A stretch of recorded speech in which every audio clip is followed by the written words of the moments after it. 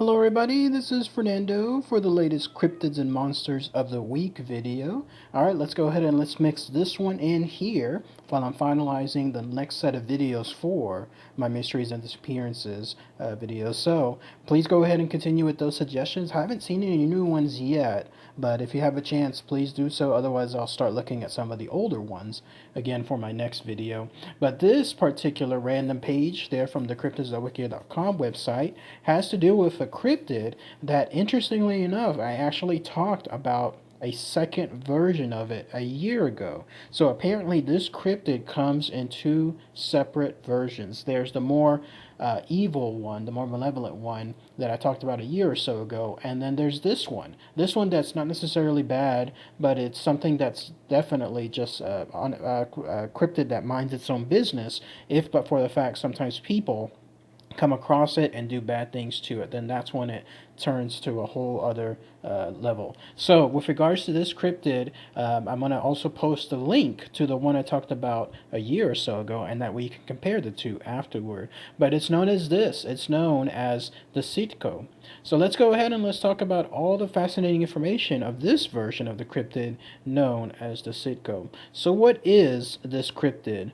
Well, again, there's two versions of it. The one I talked about last year has to do with this. You're looking at it now. It's known as the Stick Indians. So this one is the bad version of it. I'm just going to post a link below. Check it out if you have a chance, so that way you can see when I talked about it back then. I talked about it more on the urban legend side as well, but still, it was something that I remember when I was looking over this information. The version I'm talking about here, though, is the more peaceful, the more calm side, only if it's not really disturbed. So this is a large, hairy, light creature that's found somewhere in the Rockies here in the US. So it's another Bigfoot-like creature. In fact, it's been compared to Bigfoot and then also Yeti as well. So this is something that's been around for a long time, long enough so that the Native Americans have had tales associated with it, and these tales have been passed down between generations. It kind of matches a lot of the stories associated with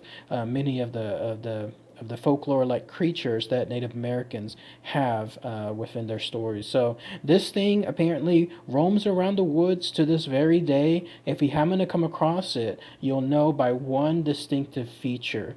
First, let's talk about its physical characteristics. So yes, it's a large creature, Bigfoot-like. It has all the normal attributes associated with it. No doubt you can find probably footprints as well. And this is a creature that remains well hidden. This is something that it easily adapts to its environment, so much so that to this day it's been apparently surmised that they're no longer within that area. They're somewhere else. They moved off on their own. So somewhere in this growing America that to this day, I mean, imagine from a couple centuries back to today, the difference in population, this creature was able to move and go someplace else and remain quiet and hidden throughout the entire time. But you'll know you're within its vicinity by this. They're known by their distinctive whistles. That's what fascinated me most. That's why I wanted to talk about this creature when I was reading this info. It does not communicate by regular language, like vocal communications that you and I do. Rather, it whistles. That's how it communicates, and it does so very, very well. Apparently, there's an entire language that this creature uses that it interprets and then can send all these whistles to and from other Seatkos throughout the forest. It makes perfect sense, because here it is trying to remain hidden, trying to make sure that nothing in terms of any human civilization comes across it. What better way to do so than to whistle? So that way it'll be very hard to find out where that whistle is, and this whistle can travel for so long, like such a long distance, that it perfectly allows them to stay hidden, to stay camouflaged, while still communicating with its brethren. So this communication is apparently considered very enchanting when you hear it. Like, imagine not just regular whistles, but imagine something almost like a symphony of whistles occurring throughout the forest. At first it would seem kind of eerie, wouldn't it? I mean, it would be something where if I came across it, it would be a little unsettling. But give it a pause, listen to it for a couple of minutes, and then imagine how it would sound. It would sound like music, almost like these creatures, they're communicating to and from. I can also imagine this. this. Like imagine if there's an angrier tone, so this whistling then takes a lower tone. Or if they're communicating fast, like they're trying to talk something really, really fast, how the whistling will just speed up. Or if they're just communicating something in a way of like pronouncing certain words with emphasis, I could totally imagine the whistling slowing down to the point where they're completely just focusing on certain whistles. So there's a whole range of whistles that I could just come up with for this stuff, and I would love to be able to one day just come across these things, of course from a distance, but still come across them and then try to listen to them. So very fascinating stuff. I'm asking now too if anybody out there has come across these strange whistles there in the Rockies or any other wood type areas there in the US, then you know you have done so and you have come across the Seatco. And if you have, then I'd love to hear what your experience was like there. But yes, they are relatively calm, peaceful, as long as you stay away from them, as long as there's no harm associated to them.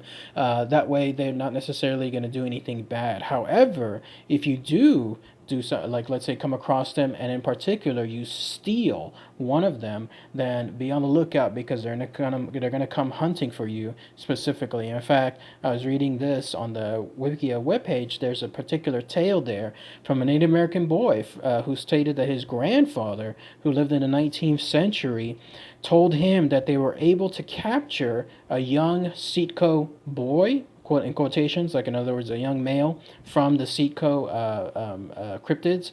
And when they did so, they were able to see how it hunted. This creature is known to just hunt not voraciously, but there's nothing civilized about it. It'll just hunt and then eat and then just continue to hunt. I don't picture it hunting just for the sport. More along the lines, it seems like it hunts just to eat, and then once it's hungry again, it hunts afterward, and that's pretty much all it does. So they were able to see this young Seatco boy do this hunting, and in particular, it seems like it does it on a nightly basis. It's purely nocturnal. But there it was, capturing fish, hunting deer, and then also it's known to collect wood for fire. So there is some semblance, it seems like, of some kind of modern intelligence associated with it. The fact that it can create fire, which is very, when you think about it, it's very a tipping point when it comes to intelligence, because most animals out there clearly will never know how to create fire on their own. But when you do have an animal that does that, it's like anything involving, of course, the evolution of humans, and they were able to then create fire. There's always that tipping point when it comes to their intelligence. But yes, they were able to see this, and then that's when they were able to gather as much evidence, if you could, from this Seatco boy. But unfortunately, it looks like the boy's family decided to come calling, literally, because there was one night where all of a sudden this whistling was surrounding that area. So these Seatco found out that their boy was missing. They found out where it was, and they came to take him back. And when they did so, apparently they scared the bejesus out of everybody there from that tribe, the Native American people. So whatever it was that they did, it wasn't bad. I don't recall, like there was no tales there as far as them killing people, but they certainly left an impression. And that's when the native people ran away, and they left the Seatco boy unattended, so that way the family could gather him and then leave afterwards. So again, don't do anything bad to these Seatco, you'll be fine. Apparently there are some tales though where these Seatco they do have some bad traits. I don't necessarily think like they're doing it as being evil, but it does seem like still it's not something good. They're known to steal children, human children, in other words, so that way they could become their own slaves. Almost like I guess trying to gather food or trying to gather wood, just something that they would have to be able to get more resources for them. So that's the only bad thing that I could find when it comes to the Seatco, and that's the idea that they would steal young children, young human children, so that way they could do something with them on the slave side to gather food or the resources. I think though that wasn't really something true. It's more along the lines, it seems like it's one of those don't go out there at night type tales. You know, the ones that parents always tell their children, so that way they're not getting lost in the woods, or they're not having something harmful done to them.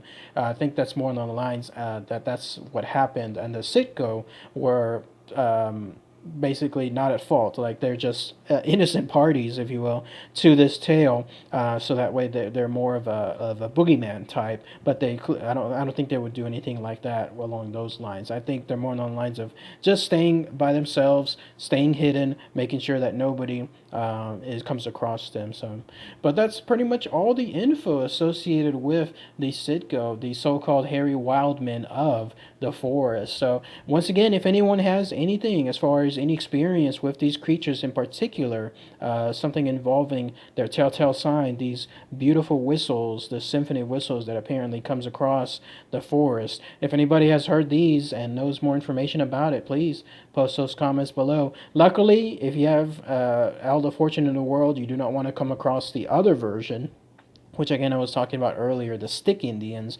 Those are the ones you don't want to come across. And again, if you want more info on that, check out the link which I've included below for the video that I talked about last year. But these other versions, the sickos, these are the ones that it'd be nice to hear at least their whistles sometime in the forest. So, all right, everybody, thanks again as always. Take care. Bye.